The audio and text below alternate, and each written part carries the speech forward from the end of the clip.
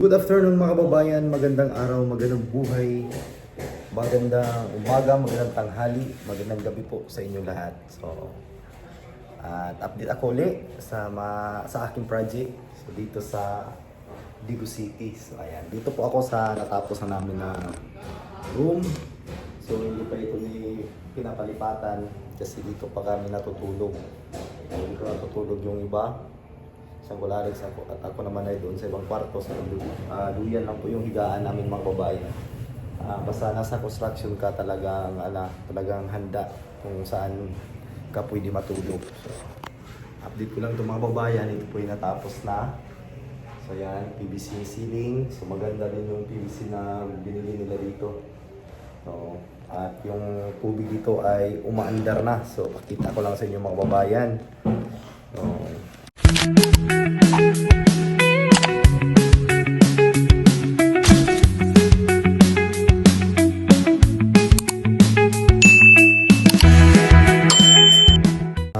umaandar na po ito. Gumagana na yan. So ang mangyayari doon sa ibang kwarto ay hindi na magiging ganito yung pusit. So dito na itutusok. So kasi mahal daw, mahalan sila nito. Kasi ito napakamahal nito, nasa mga 500 yata ang bili nila dito. So ito lang kung magasto daw. So dito na lang yung ikikabit yung ano dito, yung gripo nila. So, dito sa CR, gumagana na din to dito. So, dito na kami naliligo kanina ng umaga. So, yan. Gana na to lahat at bago ko pinainan, so iniligpis ko muna yung mga tubig. Baka may leaking, so PPR naman yung gamit natin. So, maganda talaga yung PPR. Basta maayos lang yung pagka-dikit o yung pagkakabit. Ay siguradong hindi magli-leak talaga mga kababayan. So gumagana na itong mga tubig na ito. Sa yung CR pwede nang gamitin. At dito na ibalik ko na din yung bricks. So yan. Naibalik ko na. So dyan dumaan yung PVC pipe namin. So dyan. So kunting ano lang ito linis.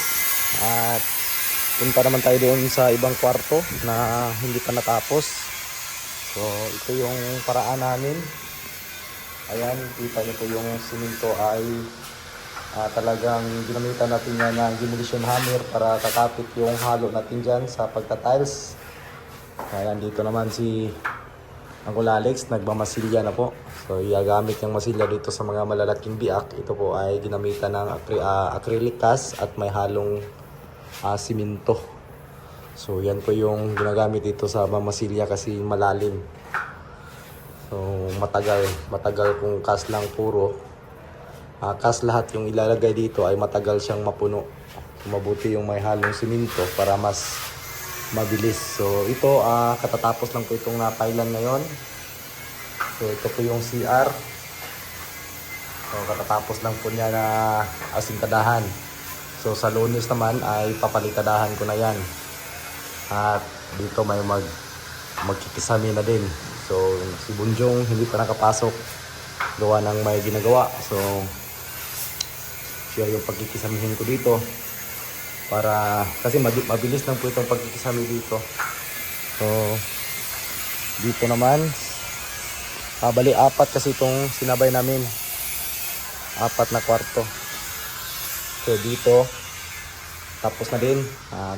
Kanina lang yan natatapos. So, dito ayan yung pintura dito na grabe yung pintura dito, parang kagid. Nagtutuklapan talaga yung pintura dito gawa ng hindi sila nag-waterproofing sa labas. So sinadjust ko sa may-ari na kailangan i-waterproofing yung labas kasi bumigay na yung ibang doon, siminto. May mga malalaking biak na. Kaya tutuklap talaga yung pintura kasi magmumuwis po ito. At ayun, hanapan natin ng paraan yung doon sa likod para hindi naman masira agad yung pintura nila dito. So kahit paano, kailangan natin magbumalasakit din sa ating mga client kung ano yung dapat gawin. So i-suggest natin mga kababayan para hindi sila ulit-ulit ng gasto. So mahirap kasi yung mga paulit-ulit na yung gasto. So ayan Gino Obregon. So inom muna tayo ng malamig. Pakainit kanina.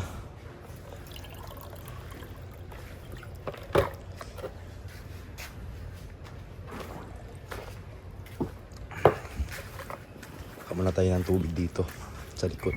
So ito yung sabi ko, diretso na lang yung pintura dito, walang waterproofing, so may mga biyak-biyak na.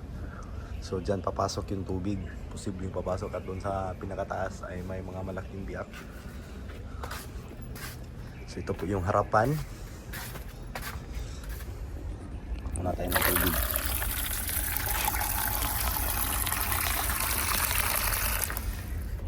So ito yung harapan ng project natin, project ko mga kababayan. So pakita ko dito sa may harapan.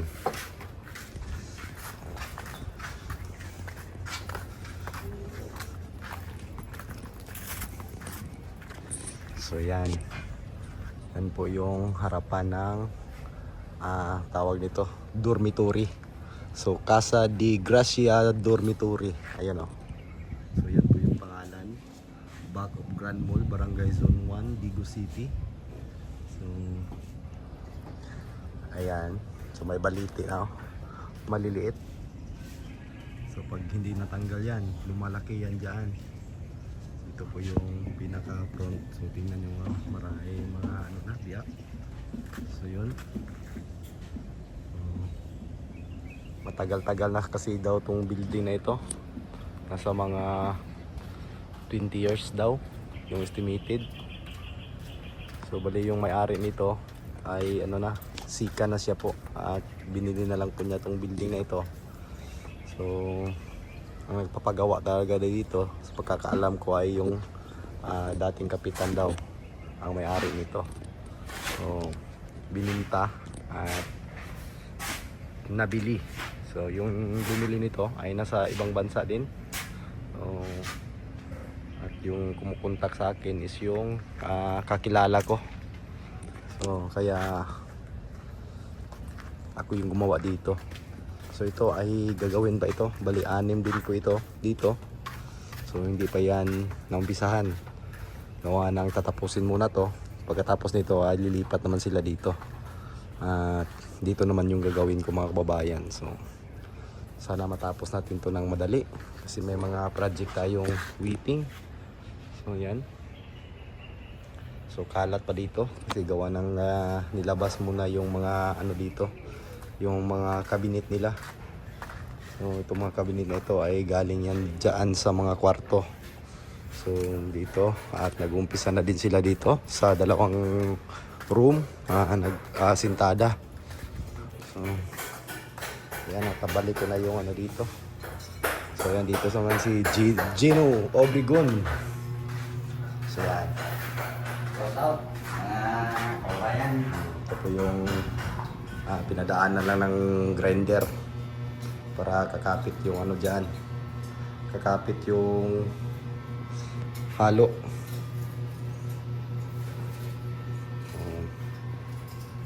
Gumagana na din yung tubig na yan. So may gate bag tayo dyan, so mas madali lang i-off. Gumagana na din lahat ng tubig. So dito naman sa isang kwarto, dito ang aking kapatid. So dito naman siya nag-sintada. Ayan. Ito naman yung ginawa. So tapos na din itong primer. So tapos na po itong primer. So kung lang na dito is yung paglalagay ng flat. Pagkatapos ng flat latex ay finish kulay na blues. White pa din, blues white. So yun po yung pang finish dito. So dito hindi pa natiktikan. So kailangan tayo tiktikan dito para maganda. Ito tapos na, may nakatira na dyan. So ito yung siptik. So ulam namin, binigyan kami ng ano dito. So yan may isda. Ayan, may laman loob, mga atay at saka lumo. So binigay yan sa amin kanina ng ano dito, yung tawag nun, yung caretaker o yung tagabantay. So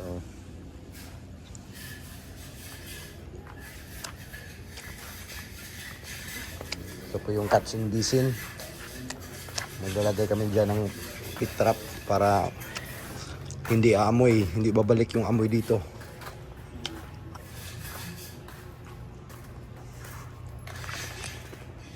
Ayan.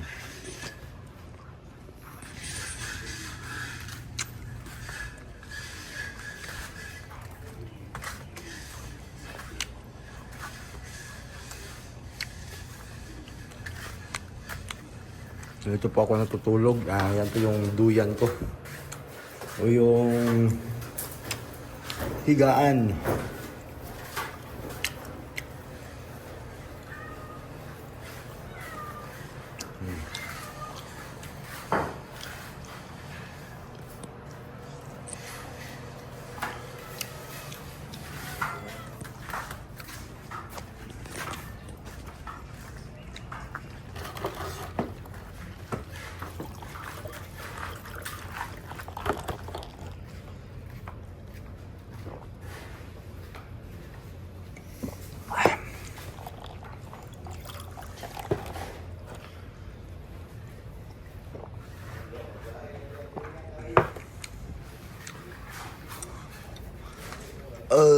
Ay, gracia.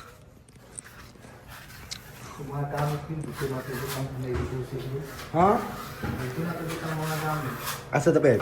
Yung kanay-susi yun. Ay, das kwarto tong mana? Oo. Asa man ang susi, ana de?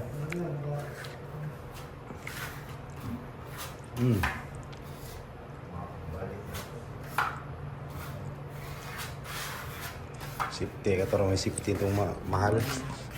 Nabasig mga wala ba? Ito ang hammer, welding. Asa dahil kung welding dahil, walang kita. Abre rabi perminti ng gate ya.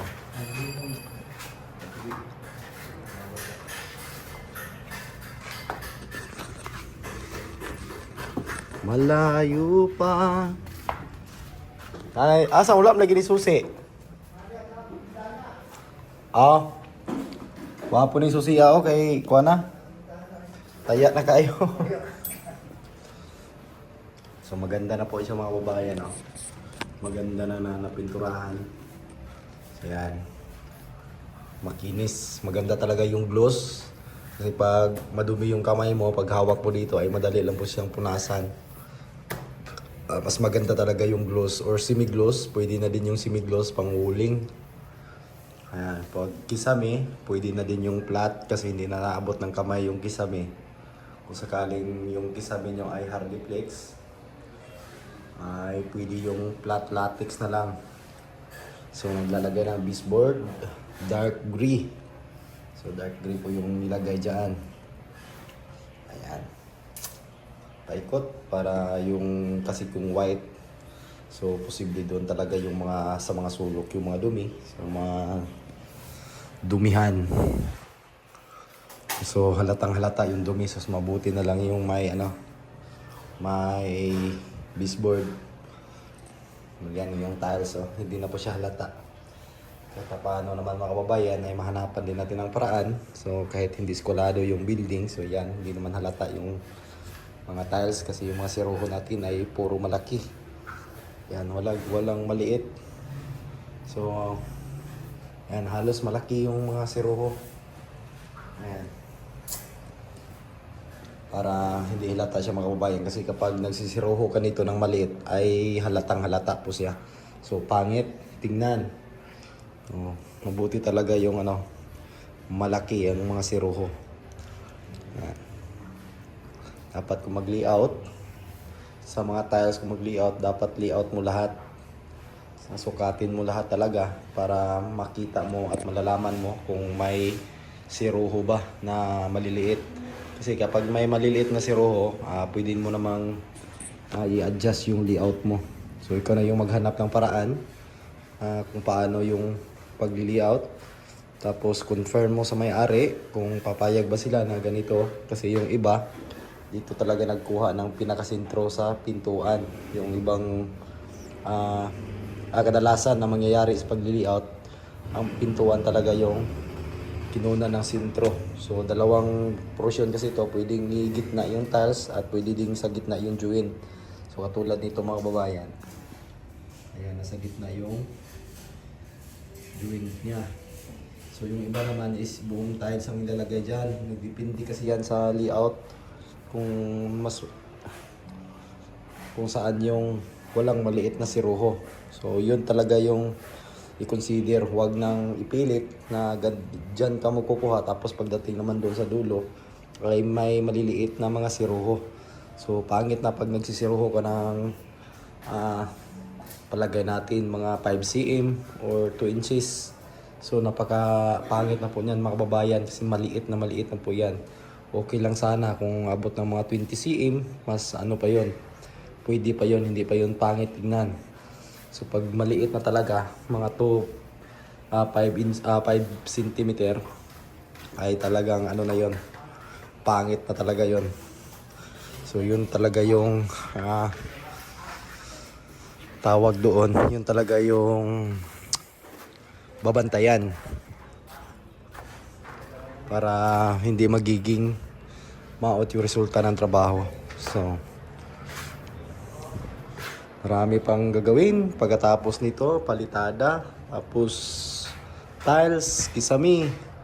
So may lababo pa dyan. So, sana matapos natin to mga 2 linggo dito, yung 4 na kwarto. Matagal-tagal talaga yung ganitong trabaho mga kababayan. So maraming salamat pa rin sa mga mahilig manood ng aking video na ganito yung aking content. So thank you so much sa pagsuporta. So ito yung naka-flat latex na po ito. So yung nakikita nyo, napansin nyo po na hindi pa puti. So primer pa po yan. Naka-primer lang yan. So yung nalagyan na ng flat. So ito puti na. Ayan o. Mabuti talagang madaanan siya ng flat latex para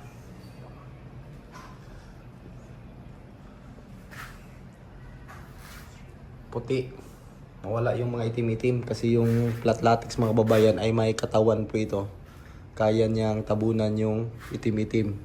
Kasi kapag diretso natin i-gloss to ay lilitaw yung mga itim-itim mga kababayan, yung mga masilya.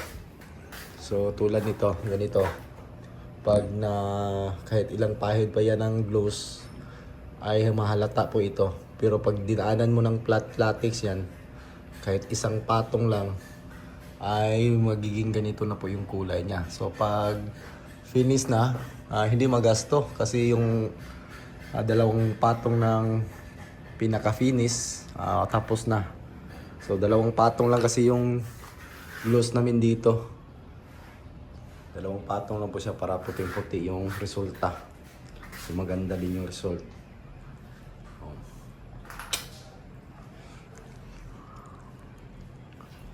Tama na yan sa Lunes, tuyo na yan. So pwede na yan plastiran. Kasi may curing time po ito mga babayan. Hindi po ito pagkatapos ng asintada, plaster agad. So kailangan niyang patuyuin muna para bago plastiran. Kung hindi yan makaya sa Lunes, baka sa sunod na araw, wag lang pilitin para maganda yung resulta ng ating palitada. Hindi siya mag-crack.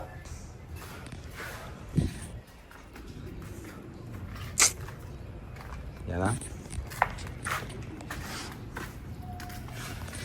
Bayan, at nakarating na po ako ng bahay. So yan. Maraming salamat pa rin sa inyong panonood ng aking ina-upload na video. So sa hindi pa nakapag-subscribe dyan, paki-subscribe naman ng channel ko. Thank you so much sa inyong mga kababayan. At may nanonood pa rin ng aking mga ina-upload. So thank you so much. God bless. O gamping mo tanan.